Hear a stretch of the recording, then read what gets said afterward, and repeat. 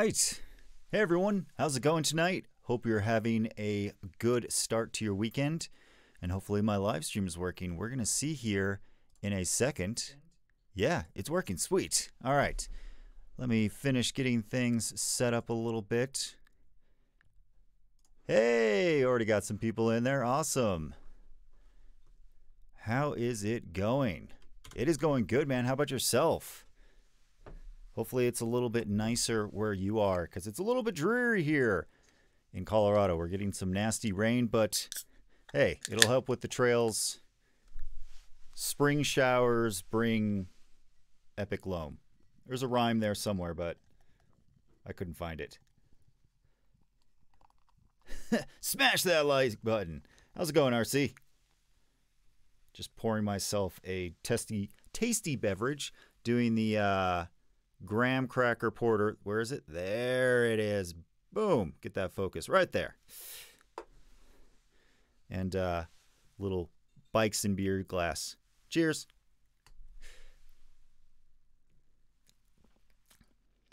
Ooh, that tastes good. All right, who we got going here? AZ Dirt Life, how's it going, man? It is great to see you. Just saw you in the last live stream, so good to see you again, man. Hey, Matt, how's it going? Chris, how's Austin treating you, man? You guys are making me super jealous with the Spider Mountain. It figures that place opens right after I leave, and then we get like the most epic winter here in Colorado, so the trails have been like just shut down.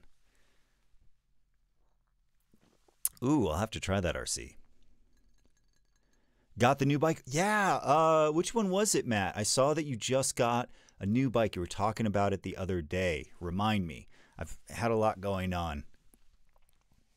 Just rode Walnut Creek. You know what? I miss Walnut. It was a fun place to go. You could just hit it right after work. Always plenty of people to chat with. Really nice vibes. I need to find something like Walnut Creek here in Colorado. Hello from Australia, Jacob. Thanks for joining the live stream. Banshee Prime. Banshee Prime. Let's look at Matt's new bike, because this is a live stream about bikes, so let's look at bikes.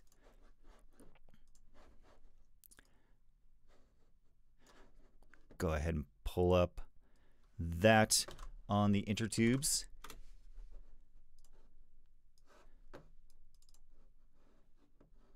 Let's see. Well, it's not Warframe. I don't think it's Warframe there, Matt. Let's see. Let's just add bike to that. Ooh, there we go. Banshee bikes. All bikes. Where's the Prime? Which one is it, Matt? Is it the Enduro? Is it the Downhill? Which one are we looking at? Legend, Dark Side, Rune, Prime. Here we go. Ooh, which color did you get, Matt? Because they got... Ooh, I like that orange. Let's look at the orange. That's a nice looking bike. Let's see. What you got? 135. Nice. That's a nice... 135 is good. That's a good amount of suspension. The GT has 130, so 135 is pretty slick. Silver with black graphics. Silver with black graphics. Oh, so you got the silver here. Let's see if they got one. Come on. You can do it. Let's see. Silver with black graphics. All right. Well, we'll just look at the silver. That's a pretty frame, though. Isn't that? I'm partial to red. Red's got some nice pop to it, but I can totally see silver and black. That's a nice classic color profile. And my example domain doesn't work, apparently. There we go. No, dude, that is a sweet bike. I'm pumped for you. It's just the start of the season, so you're going to have plenty of good stories to tell about that bike. But yeah, it looks sweet. Good pick, man. Glad to see you got a good bike. All right, let me catch up with the chat. We got distracted by bikes. Our riding is great right now, and you can't ride. Oh, you can't ride. Dude, what happened? Last time I saw you in Sedona, I knew that like you took a few crashes. Did you have like another crash after Sedona? Something happened? I'm sorry if I've been heads down with the GT video. I've been trying to keep up with the community. I've been ignoring a lot of people, so don't feel like you're excluded from that. All right, here we go. Top notch Pike RC3 Monarch RC3 Go. Yeah, dude, that's a nice setup, man. Yeah, I need to get out to the western slopes because that's where everything is. What? What does it say? A bunch of grown men live streaming on Friday night. It means that we live very boring lives. I did all my partying in my 20s, man.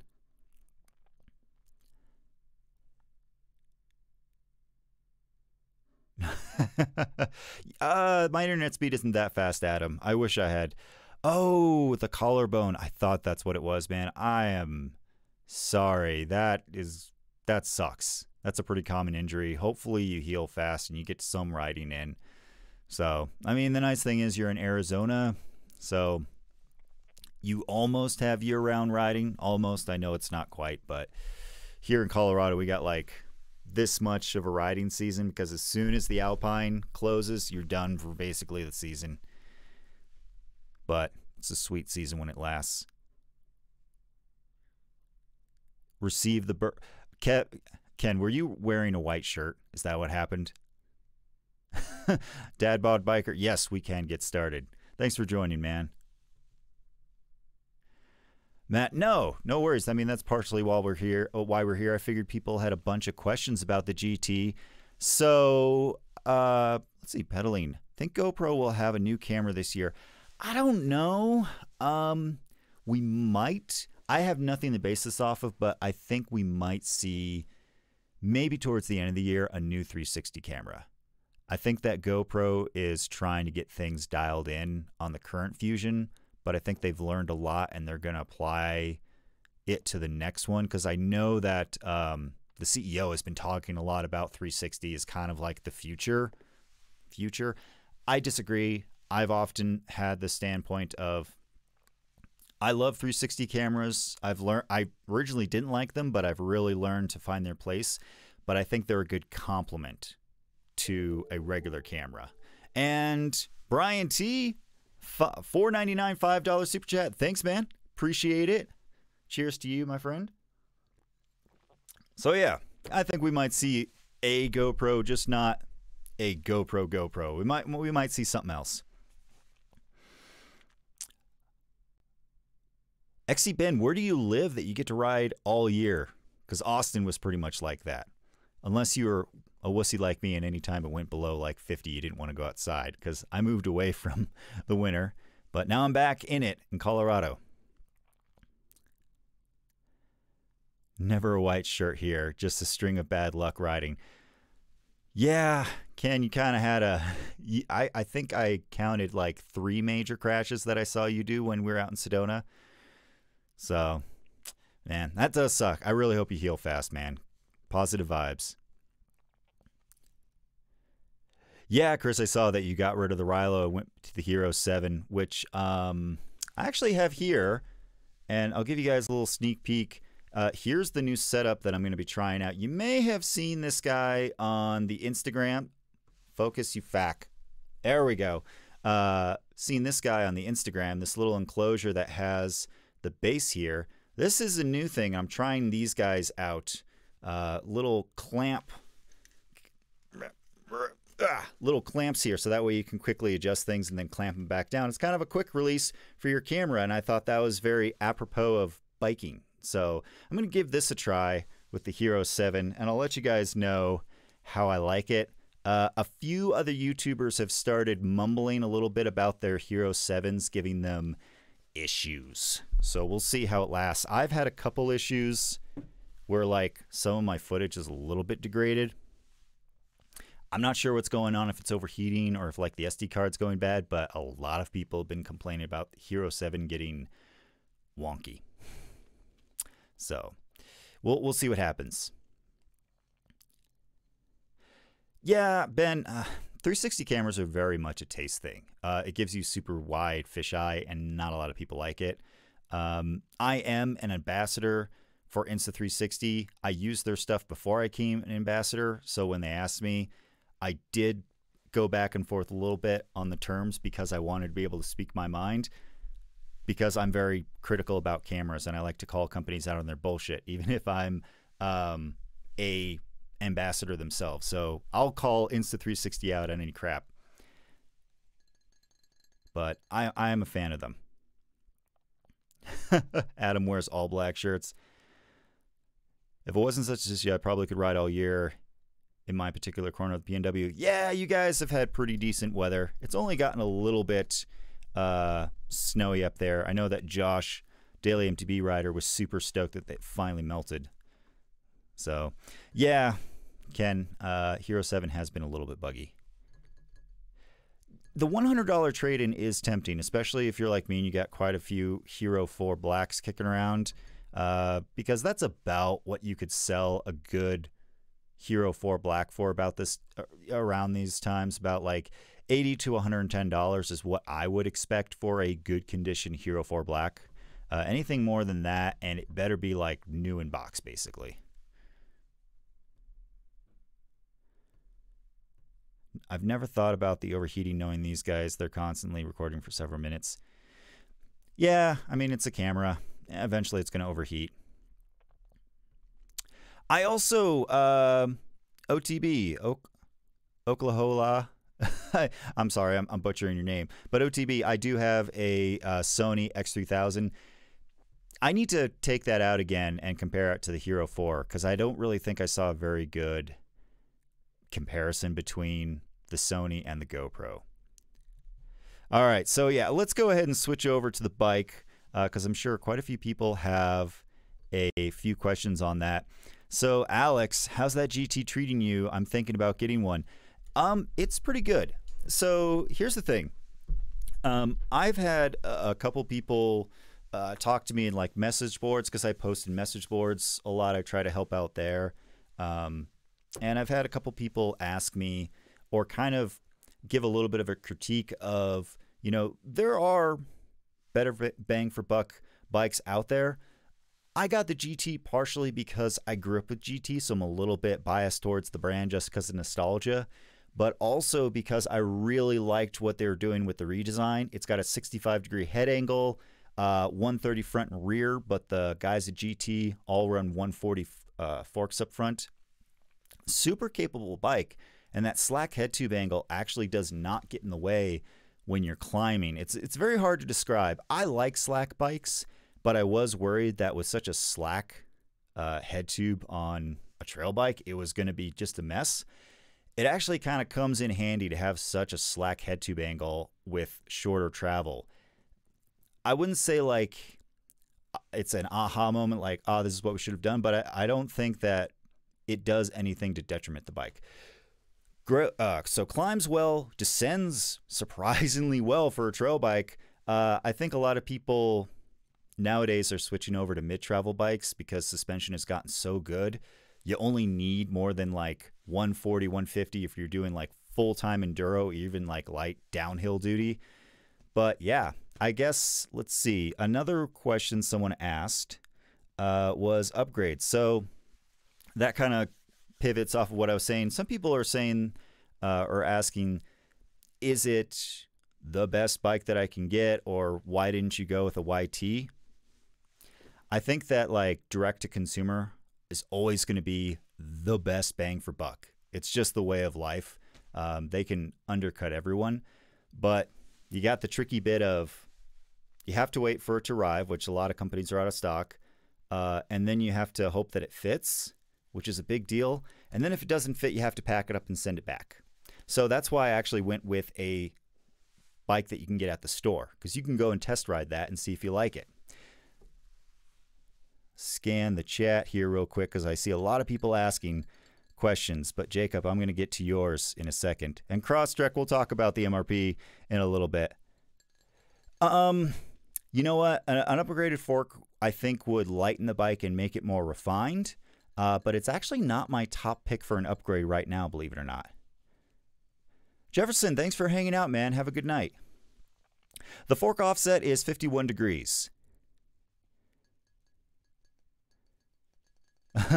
Thanks, Ken. Yeah, I was not too keen on riding a double black, and I thought that we were going to do Hangover, which is double black.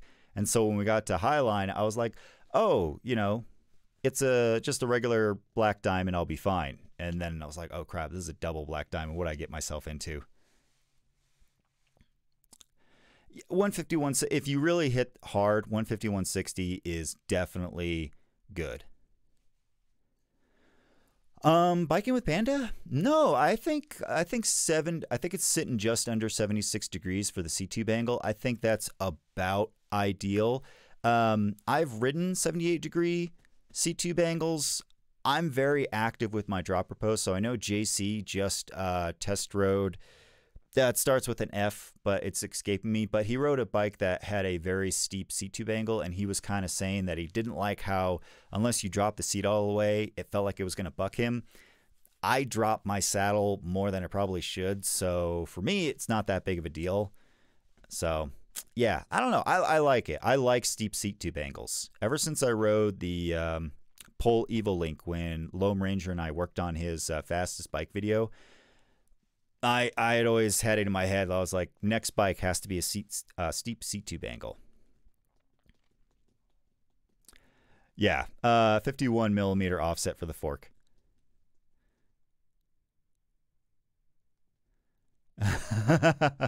Adam, you know what? You're probably better off for it, man. It means you actually ride your bike. Thanks, guys. Yes, Vizari? Vizari. What they said. Anyways, yes, that's the bike that JC just got. That was actually one that I was looking at. I just wanted to get something that, like I said, you could get at a store. Because the whole point was to show what more entry-level, budget, affordable bikes can do these days. Yes, I am great with words. I am great with sounding out words. No, I'm not. But what upgrades am I going to do on the bike next? And that was actually something I was going to talk to you guys about because I'm not sure. I'm actually really happy with how this thing is riding right now. My biggest complaint is that I haven't had enough time because of the weather to really get the suspension dialed in. When I was out in Sedona, the bike was basically a pogo stick because the rebound was all screwed up. I had the shock pressure way too high, and it was just, you know, on to the next, on to the next. I didn't have enough time. Even when, I'm not talking Highline, I'm just talking the weekend. It was on to the next thing. I went and filmed some stuff with Trail Boss, Jeff Lanowski, and I was running around to different vents. I was saying hi to people, and I constantly had my camera out, so I just left my bike well enough alone. And I think I was running like 30 PSI in the tire, so it was bouncing all over the place. If I get that bike dialed in, yes, I think it'll be pretty darn good. Trail building, I do need to go help out some of the locals. I haven't had a chance to meet any of the local riding groups or trail builders. It's weird, honestly.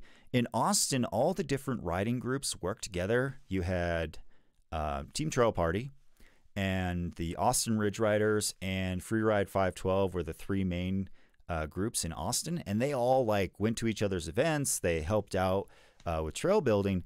Here in Colorado, it's like you have to like pick one group and stick with it, because if you jump around, you're not apparently not like devoted or something. It's kind of weird. I don't know. I need to find a laid back group.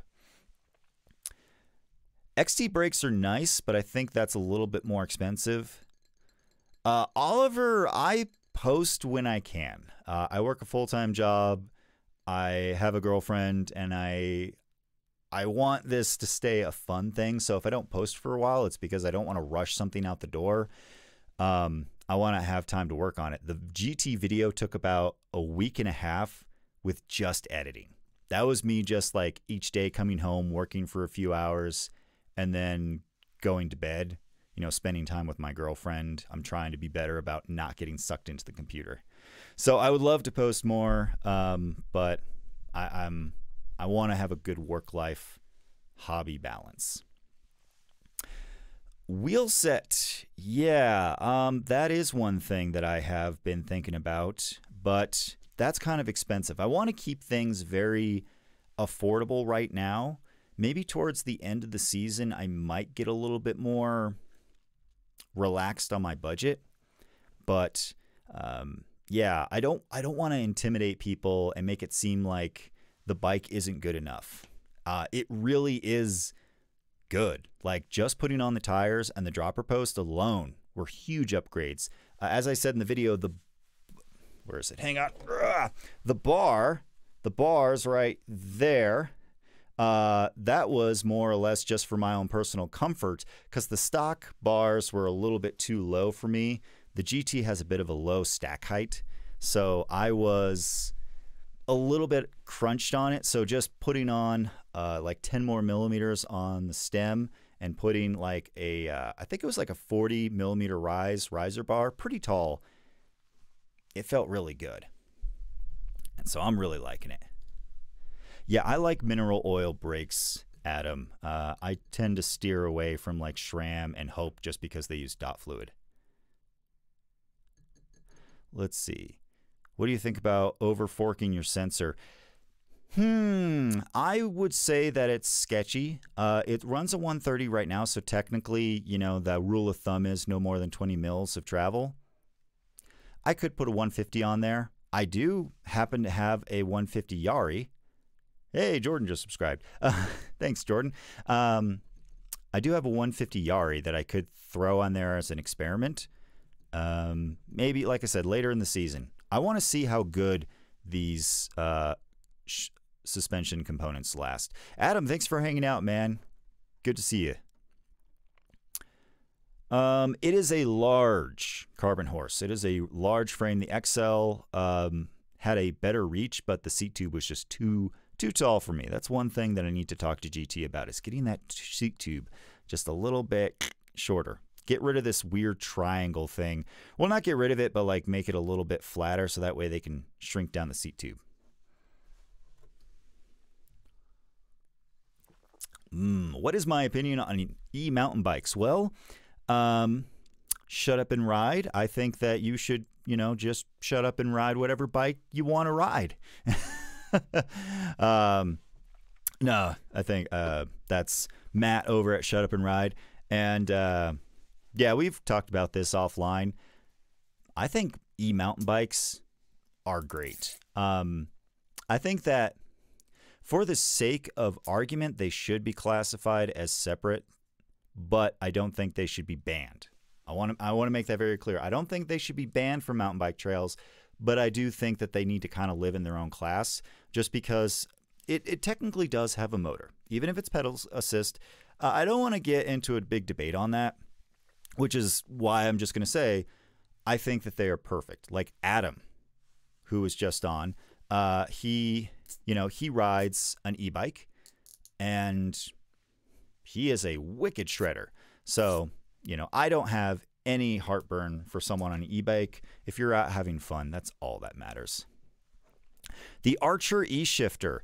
You know what? JF has one, and I won't lie, I'm kind of quietly watching how he likes it before I decide to get one.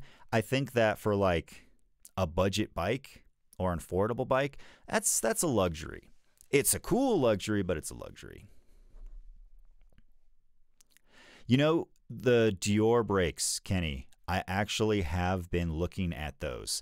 Like at most, I think I would go with SLX, just because of the fact. Let me get this weird thing out of my face. I feel weird talking to you guys with this thing up here. Yeah, I think that Dior would be perfect. SLX at most. XT, the thing is, like Shimano, basically from SLX, yeah, or no, Dior even. If you go to Dior to XTR, it's the same mold. They just swap out parts with different materials. So instead of like aluminum, it'll be magnesium, or it'll be carbon fiber.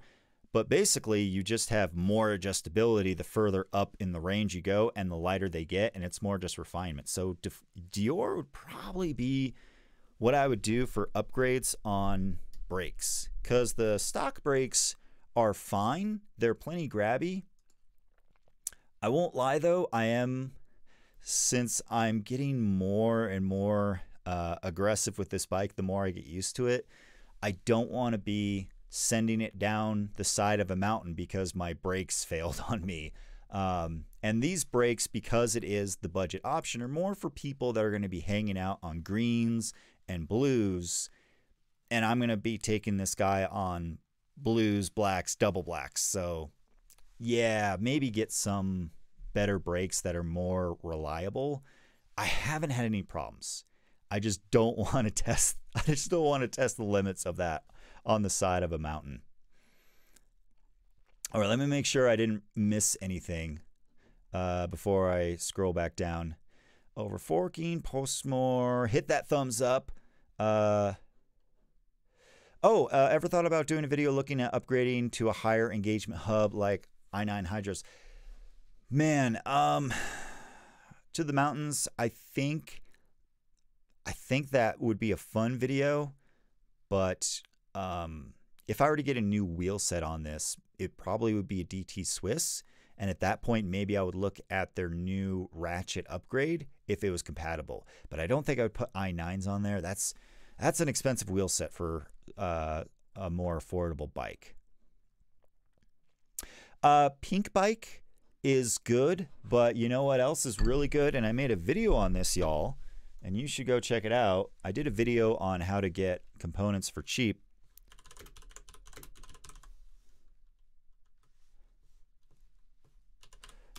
The Pros Closet. So if you guys have not seen this website, this is actually a company here in Boulder, and they specialize in buying and selling used components. But like these, I actually got a chance to walk the factory. No affiliation. I was just there because I found their store and I bought a bunch of tires, and it was free. Like there was no shipping charge to go and pick it up, and it was right in Boulder, so why not? But I walked their factory, super dialed. Like they inspect everything that comes in, make sure it works. Clean it professionally, have professional mechanics service them, whether it's full bikes or components, and then they have professional photographers take photos of them, and then they list it on here. And they do have wheels, and let's do 29. Front axle size. I need or that's rear axle, so I need boost. Need more boost. Yeah, 15100 boost. There we go. So here we go. Oh, hey y'all. Hey y'all, let's check this out. Oh, are those center locks though? They might be center locks. Yeah, check out these photos. These are really good photos. Yeah, these might be center locks. Which would add to the cost. But here's the thing. They weigh everything. And this isn't just like from the manufacturer. This is what they actually like weighed the bike at. So I might have to take a look at these guys. This will probably be what I do if I put wheels on. Yeah, look at... that's not too bad. I could probably buy a new hub body. It's got a little bit of teeth marks on it, but not the worst I've seen. So, yeah, we'll see. We'll see. Anyways. Yeah. Let's see. What else did they have? They had some i9s here for a while that were like stupid expensive. Let's just sort by price. They do like have some high-end ones. Oh, here we go. Here we go, guys. I could, they're the wrong size, but I could get some Envies. M640s. Those look nice. Look at that. Freaking cost almost as much as the bike. Throw those on. All right. Let me catch up with the chat. Try greasing the rotors. Yeah, there's a life hack. So, yeah, Crosstrek, I might look at some used rims or wheels. Yeah, e-mountain bikes are good for maintenance. They're also good for photographers to carry their gear around to cover events. My buddy Paul covered Crankworks last year for Kona, and he got to use an e-bike. He was so stoked to not have to pedal his happy butt without the e-bike up some of those trails, because he said without it, he would have been dead by day 2. Yeah, e-bikes, they're also great for people that are just having a little bit of a tough time.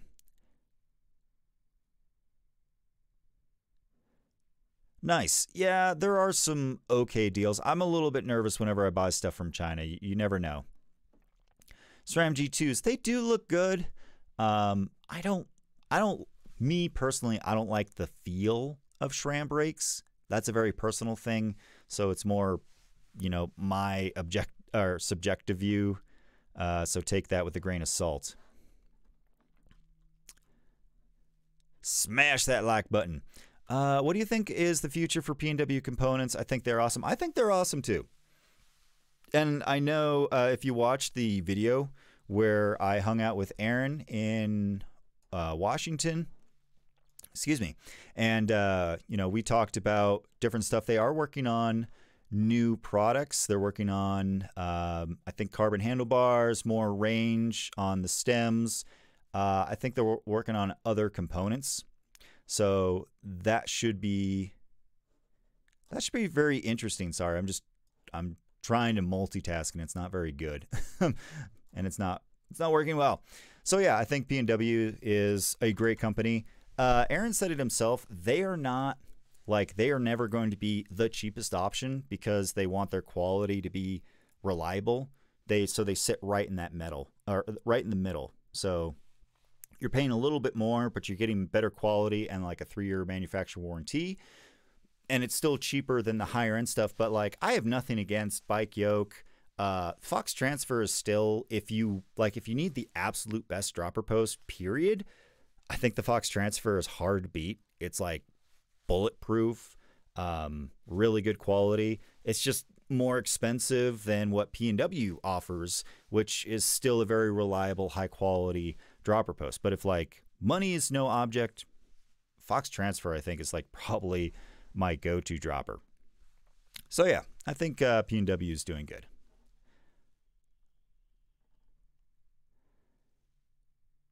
What's the name of the used components website? Yeah, Pros Closet there, Gary. Yeah, the 1900s, what was it? Is that what we were looking at for the wheels?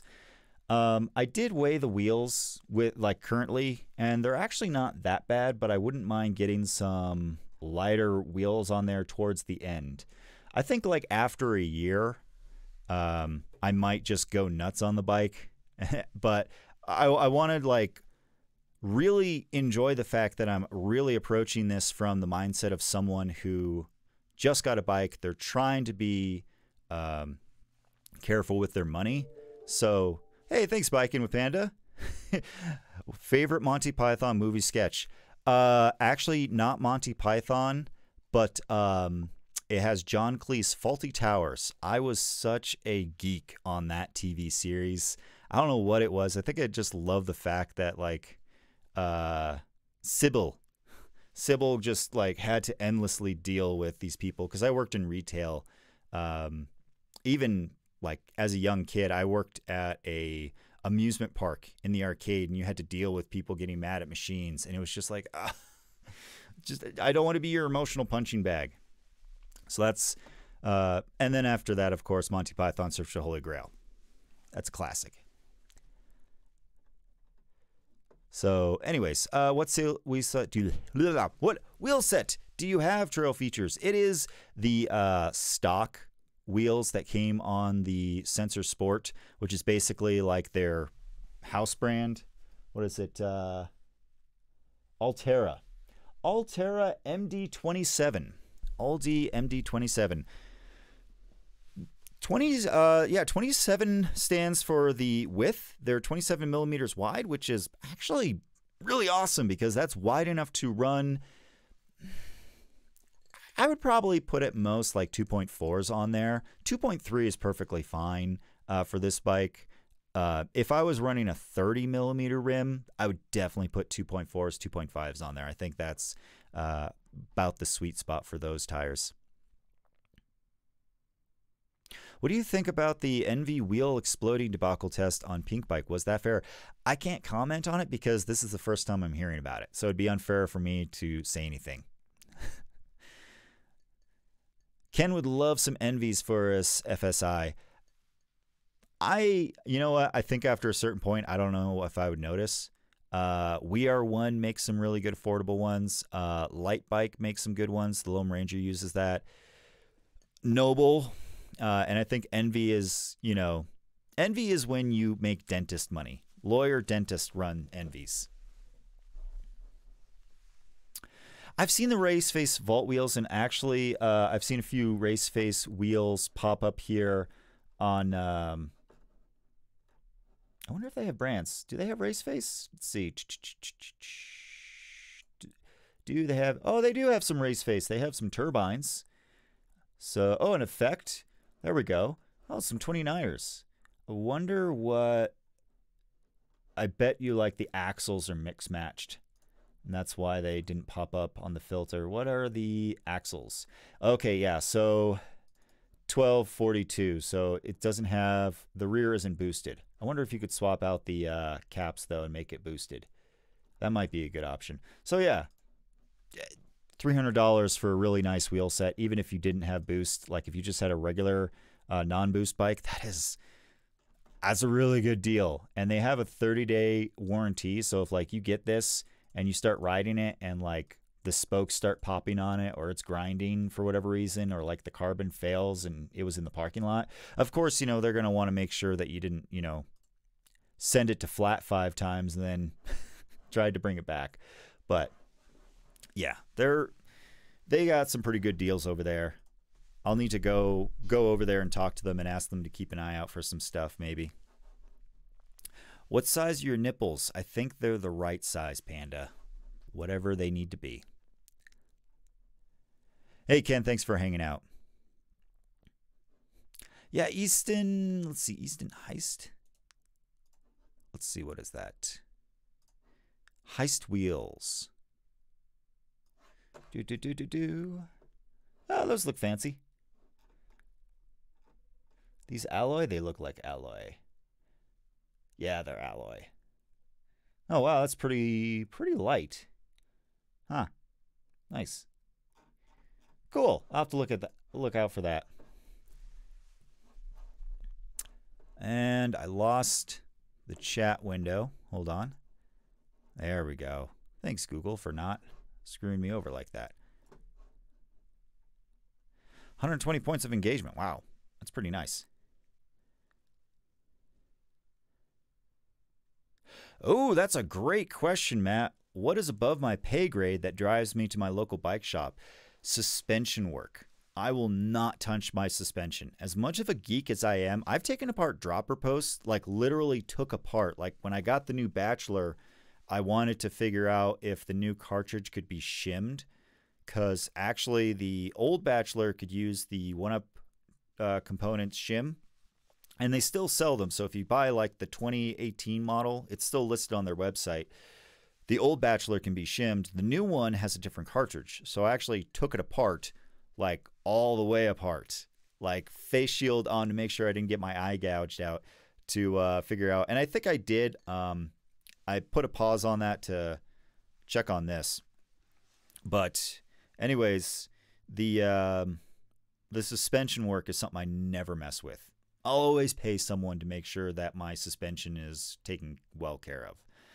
After that, the other thing that I do is, like, if I have to have something press fit in, I will take it in, because I refuse to buy a tool that I will use once every 2 years, which is a press tool. Yeah, I know if I can take apart a dropper, I can do a fork. Maybe it's laziness at this point, but I also, here's the other thing you're paying for, right? I can take apart a fork probably and put it back together, but while I'm doing it, I wouldn't recognize that something's wrong, or like with a rear shock, I wouldn't recognize something's wrong. And so I might put it back together and be blissfully ignorant that my fork, my shock is about to blow up, or like something got terribly damaged. So it's like paying for that experience. And of course, I'm not going to get any experience paying someone else to do it. But at the same time, that's where I like to support my local bike shop, are the jobs that either are too tedious and I'm lazy to do that I'll hand it off to them. Or it's something that like I really want to pay an expert to do to make sure that like it has a thorough once over. So I know I could do it. It's probably laziness at this point, but that's my way of supporting the local bike shop, because I do think that local bike shops are critical. I don't think that they should just go away and we buy everything online, because first off, they're a great hub, and I really encourage bike shops to embrace the fact that people are going to buy stuff online and then come to them for help. If anything, it's an opportunity to make some labor costs off of them, and also just build a relationship with a local rider, because if people are emotionally invested in their bike shop, they're going to find other ways to support them. With that being said, I know that bike shops often prefer just selling parts because it's quick. Like, you make your revenue just sending stuff out the door, where a repair might be 30 minutes or it might be 3 days. And you can only charge so much. Let's see. I put together a Schwinn Stingray the other day at work. Hey, isn't that a cruiser bike? I think that's a cruiser bike, which I think cruiser bikes are rad. I love bikes in general, so I will ride anything with 2 wheels. Oh, Ken, I wish I had some advice for you. Honestly, I have not been in Colorado that long to really know the boulder trail systems. I would recommend going on to Trail Forks and looking at the area and looking at the reviews. And then if you see something interesting, go on YouTube and find some trail riding videos. Even if it's not from the big guys, just like find the locals that are just sessioning it, because it'll give you a good idea on if it's something that is up to your skill or if you're going to enjoy it. And worst comes to worst, man, there are so many trails in Boulder. Just download the Trail Forks mobile app and walk out the door and just go, I'm going to ride this one today. Maybe it's not the best trail in the world, but you're out on a bike, and that's pretty awesome. So Carbon Horse Rider, what's fun? I recently had an issue with a local bike shop because I was told by a friend to go to a certain bike shop, and I ignored that advice because that was over in Golden, and another bike shop was right next to my house, and I went there. And technically they did everything correct, but I was watching them do it, and I really did not get good vibes. And it's a long story, but basically I walked out of there really sketched out, and they were doing a very basic job. And so I just never went back to them again. And I took my friend's advice and went over to Pedal Pushers and had them redo the work. Super, super awesome people. So if you're in the Golden area, I definitely say check out Pedal Pushers. Pedaling Dave, thanks for hanging out, man. Hopefully I didn't ignore any of your questions. I'm trying to keep up with the chat, but I'm talking a lot. Pros do things better and might notice things you don't. Yeah, Alex, that's really what I'm talking about. I have nothing against people doing home mechanic stuff. I work on my bike all the time. But yeah, it is nice to pay someone $50 who has 30 years of experience to know exactly how not to do it. Sweet. It looks like we got some good information here in the chat for you about Boulder. If I had to pick between the Hero 7 and the Evo SS and GoPro, I would say it depends on how gung-ho you are about it. If you're YouTubing for fun, I would say the Hero 7. If you are really dead set on doing it professionally, like you're trying to go like single track sampler, BKXC, Seth type stuff. Honestly, Seth is a bad example because he hates POV footage. He will do everything in his power not to get POV if he doesn't have to. But you know what I'm talking about. Then I would go with the Evo, because it's a bigger investment, not only financially, but like time-wise, setup, and just there's more to break. Like when a gimbal breaks, you have to have 2 gimbals if you're doing YouTube part-time, full-time, because they break. We beat the crap out of them. So Hero 7, even though it's glitchy, it's software, so you just turn it on and turn it off and turn it on back again, and then you're good to go.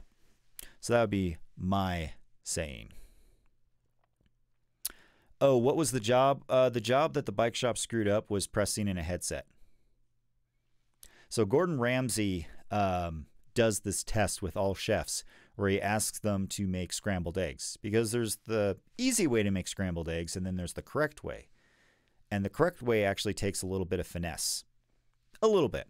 But basically, it's saying, like, if you can't cook scrambled eggs perfectly, how can I trust you to do anything else? When I brought the headset in there, the fact that I watched them, like, kind of toss around my bike, and I don't want to go in the details of it, but basically, I walked out pretty mad. Like, and that's never happened to me before, but with a bike shop. I walked out actually kind of mad that I paid money for them to abuse my bike like that. There was nothing technically wrong with the bike. It was safe to ride, but they put some marks on it, is all I'll say. And so I was like, that was a brand new frame that I was building up.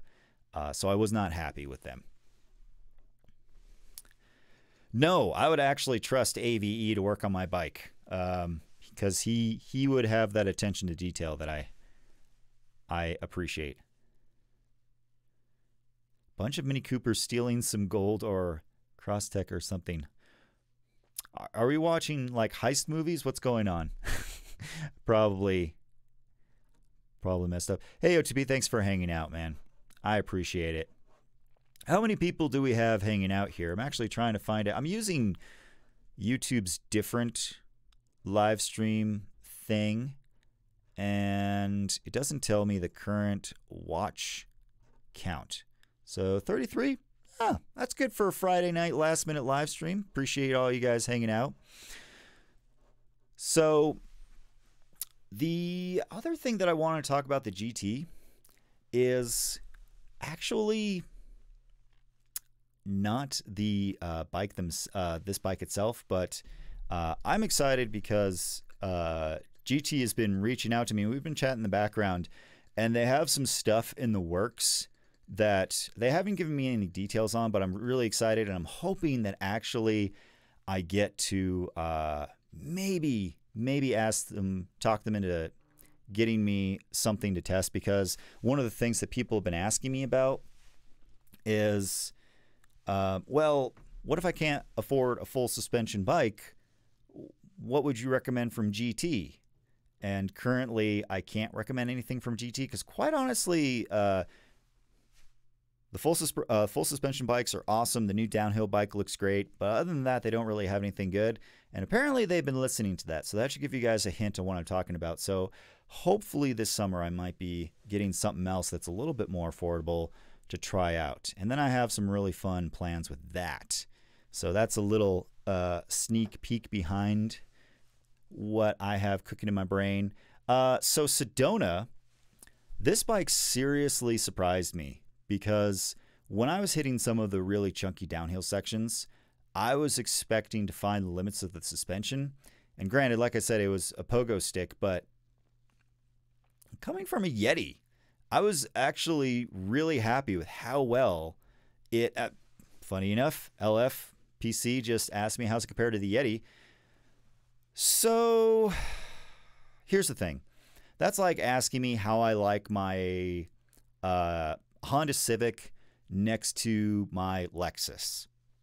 Of course, I'm going to be able to notice difference. Like the Switch Infinity system was flawless on the GT. It was super plush, which granted, you know, part of that was just, it was a 27 plus full suspension bike. So freaking cloud.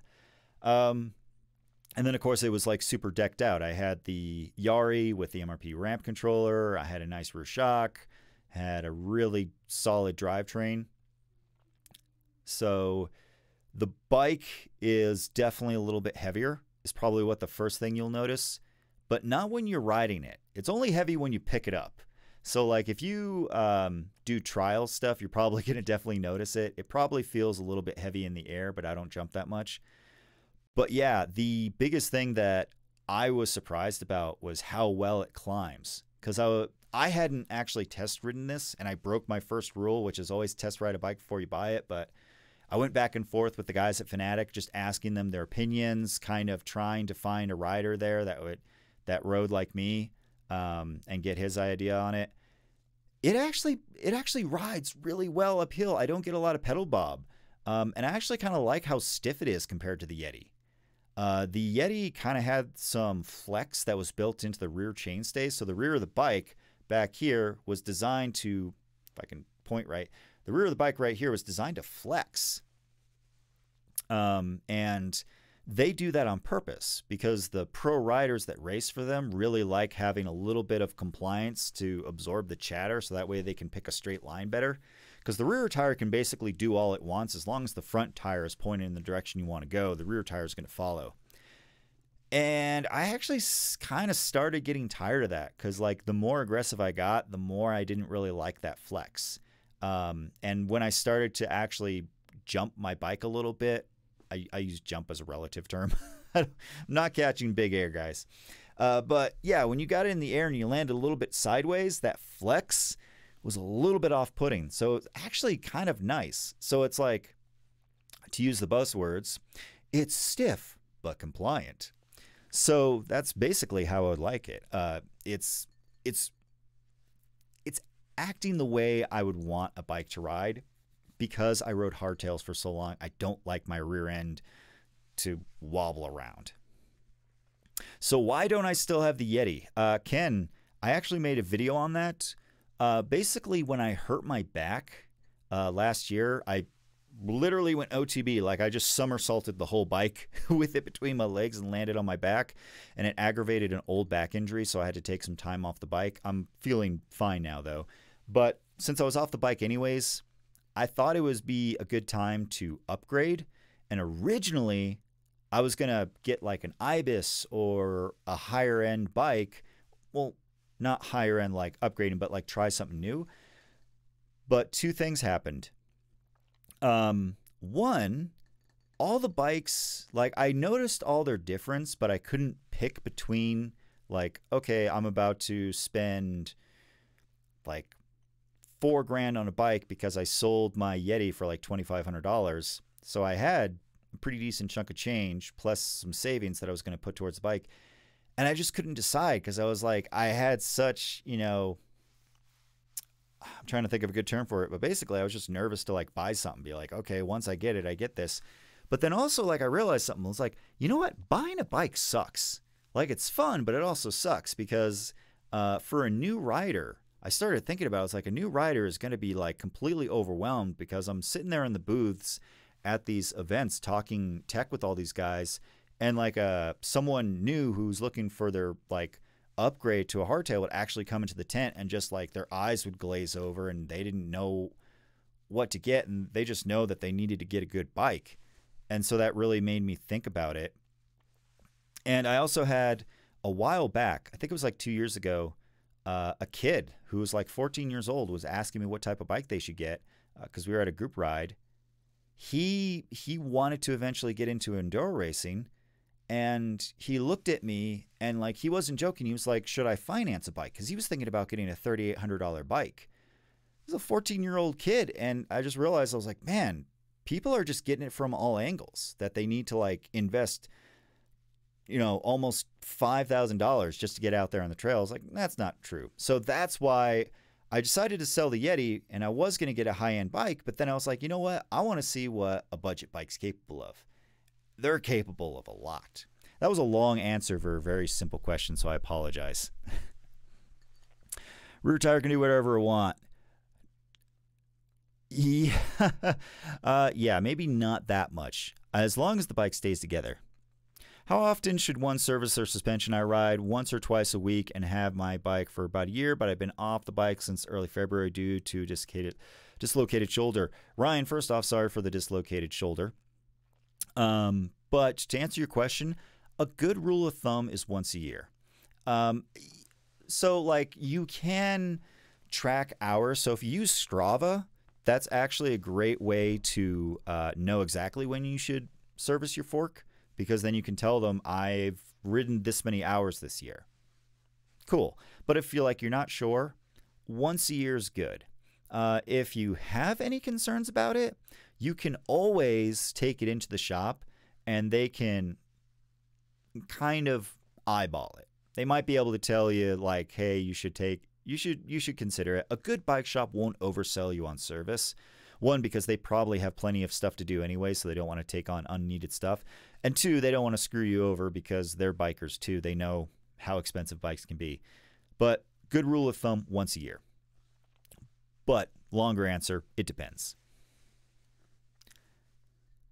Did someone say eyeball? The NSA. Nice. The Flex Ads Party. You know what? I agree that some people would definitely appreciate that. I just kind of fell out of favor with it. Yes, that is exactly how they do it. They just stick their finger right in there and they're just like, you got at least 2 more months on it. Squirrel's Adventure. Thanks for joining the party, man. Do I have a gravel grinder? I do have a gravel grinder, and it is right there. That is my Salsavia, which is a 2016. There we go. 2016. It's got more mountain bike parts on it than road parts at this point, and I love it. I love going out there on any type of bike, like I said. Gravel grinders are fun because you can go out there on the green belt. Like here in Colorado, the high alpine is closed, and even some of the foothill stuff is closed, but the gravel paths are still open. And you can take a little stretch of green single track and turn it into a race course with a gravel grinder. Love Jazz. Check specs, some say 50 hours. Yeah, definitely check the manufacturer. Like if you have RockShox, check their specs, but that assumes if you have Strava, or like you can kind of get a good guess on how many hours.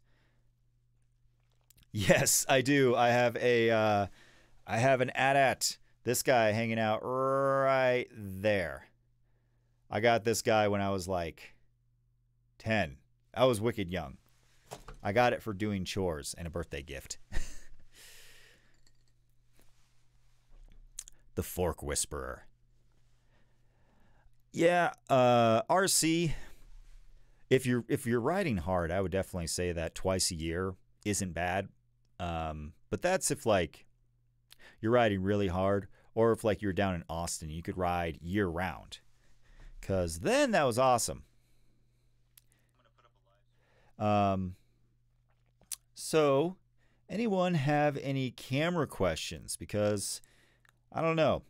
There really isn't a lot of news that have come out lately. There was one camera that came out from Sony, which is not actually like an action camera. It's the RX0, which it looks exactly like an action camera, but it's not an action camera. That mini Sony, yes, it looks cool. Although Squirrel's Adventure asks, what kind of music are you into? Honestly, literally anything but country. I know that's a very generic answer. Literally anything but country. I will listen to Bob Dylan.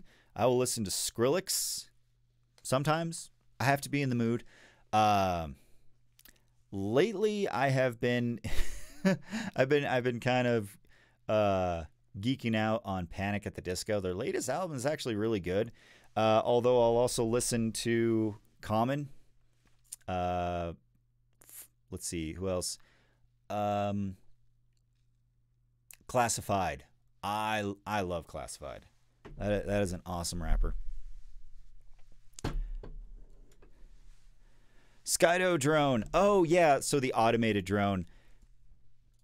If you got the means, it could be fun. But this guy is like a $2,000 drone. It's fully autonomous, so like it will actually fly itself, like they show it here, and it does work.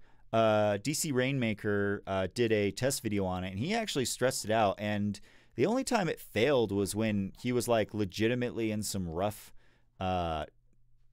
foliage where there was just like no place for the drone to go, and it didn't crash, it just stopped following him. So that was actually really clever. What do you think of the battery pack extender case for GoPro? Which one? Because if you're talking about the Hero 7, you can literally use any type of USB battery pack for it. But if you're talking like the Hero 4 Black, where it like hooked onto the back, yeah, it's great. But I don't think you can use it with a gimbal, though. At least I don't think so. Do live in Florida, so around here. Yeah, so if you are riding year-round, definitely once a year would not hurt. Twice a year if you ride really hard. If you're hitting some of the bike parks that they have there, definitely maybe consider getting it serviced more. Squirrel says, ha, cool, me too, but anything but rap. I don't like some of the new stuff that's coming out, but I am like getting older, so yeah. Common Market, Brother Ali, Classified. It's another good artist that I really liked. Just listening to some music. We were talking about this. Anyways, that should give you an idea of my tastes. Yeah, old stuff is where it's at, I think. Skrillex. Same here, but dubstep kind of hit or miss. Yeah. Did a video on the new Mini Sony. Looked pretty cool doing vlogs, but what I think she said was it does 45 minutes on a battery or something like that. Yeah, the battery is replaceable though. This is the RX0 Mark II.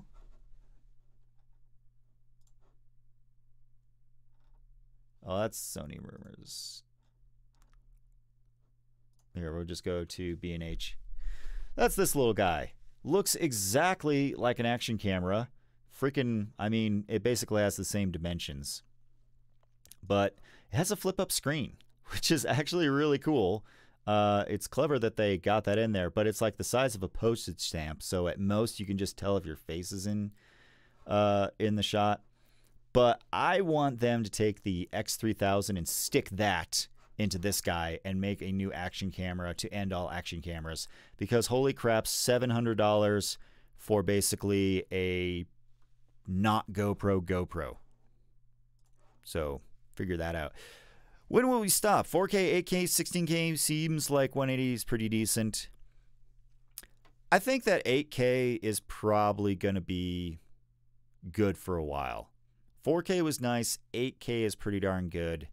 I think that might be where we stop for a while. I don't think we're going to go much higher than that, at least not very quick.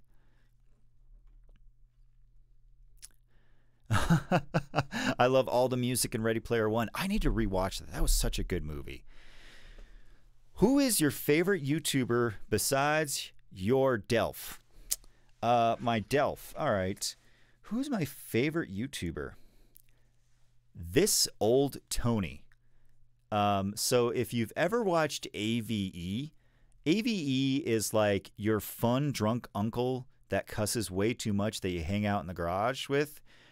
This Old Tony is your slightly less dirty uncle that is very quick-witted. He's got a lot of dry humor. I like to call him the Bill Murray of machinists, because like a lot of his jokes are just like very dry, quick whip type stuff, where AVE is more like, you know, fart jokes. But yeah, this Old Tony, and also like, I don't know who this guy is, but like he has an awesome cinematography style. Like his videos are just so well done in every way possible. And the audio, he's in a machine shop and his audio sounds so good. But he's another one of those guys where it's just a talking pair of hands, like he never shows his face. So that guy, I always click on his videos when they come out. For camera stuff, I love iPhondo. He does way over the top cinematography, but he does really in-depth stuff. Let's actually pull them up. YouTube.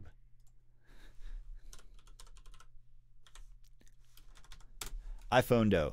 This guy, he does such awesome stuff, and this is like the let me mute it here for a second. This was his RX0 video. He does this all in his apartment. Look at this. This was the inspiration for me to do the GT video with all the different lights and stuff. I want to know how he did this shot. I think I know how he did that shot. But yeah, cinematography's on point. The guy's actually really funny, and his reviews are very informative too. He does not pull any punches. So this is the guy that like I'll watch when I want to really get entertained and learn something.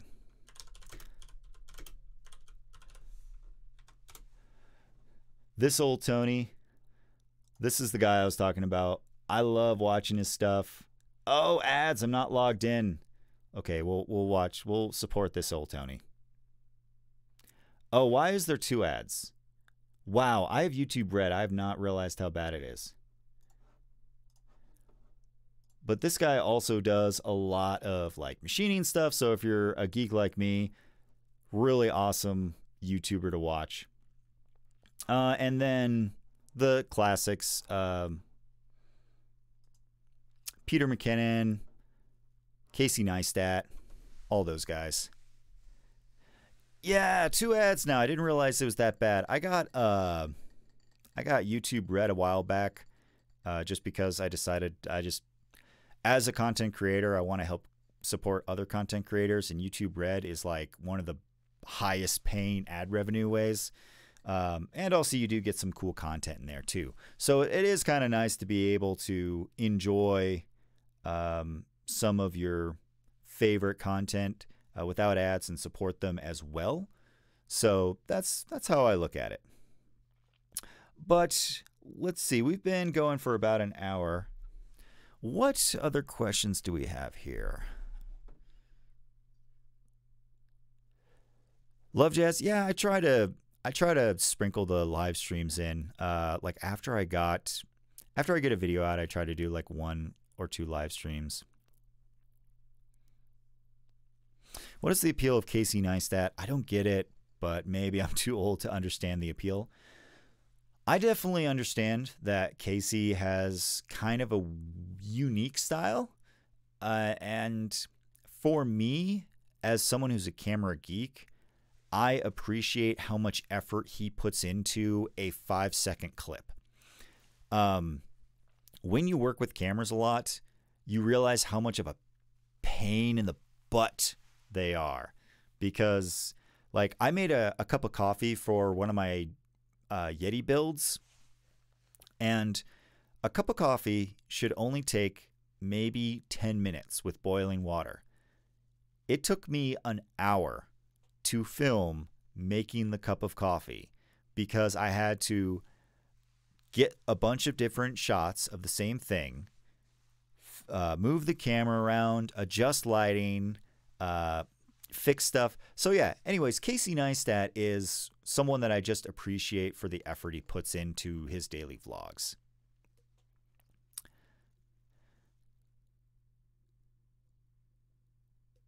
Mrs. Trail Features. Oh, Mrs. Trail Features. She said she was going to come in.